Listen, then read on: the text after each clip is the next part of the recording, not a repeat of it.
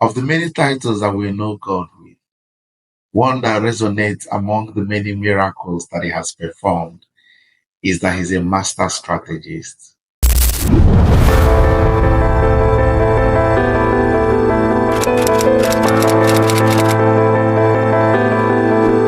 Hi there, my name is Father Chimobi Ohaji, and if you're joining us for the first time on this channel, please kindly subscribe, like, share, and comment.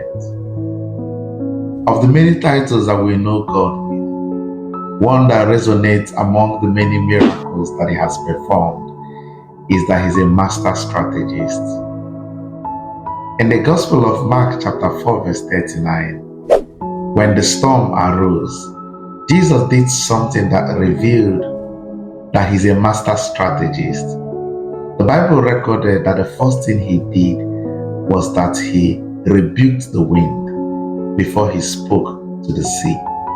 And it takes someone who understands the operation of nature to know that the storm does not just arise on its own, unless it is propelled by the force of the wind.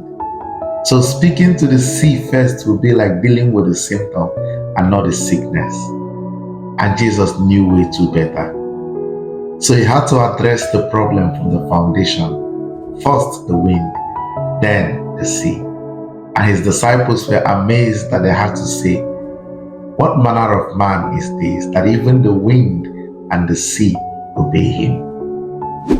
In the gospel reading of today, when Jesus returned from the region of Tyre and went through Decapolis, they brought to him a man who was deaf and had an impediment in his speech. And I would like you to pay attention to the choice of the word that scripture used. He did not say dumb, but he said he had an impediment in his speech.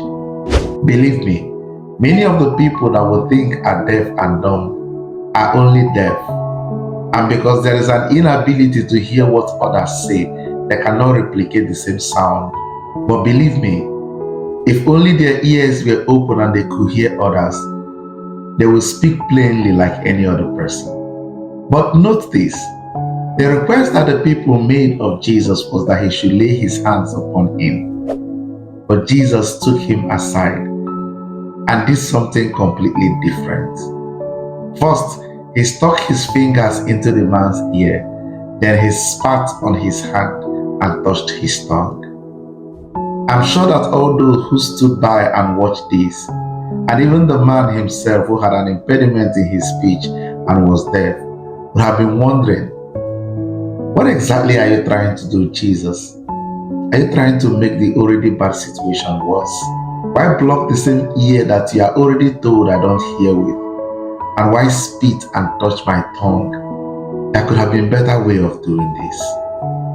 Then Jesus, looking at heaven, sighed and said, "Ephata," which means be opened. And scripture recorded that his ears were opened and he spoke plainly. But is it not interesting to imagine that the same set of persons who may have wondered what exactly Jesus was doing ended up saying that he does all things well, that he makes the deaf hear and the mute speak. This is exactly why he is called a master strategist. Most times the problem we have is that we want God to do the things we want the way we want him to do it for us, forgetting that our ways cannot be better than his ways.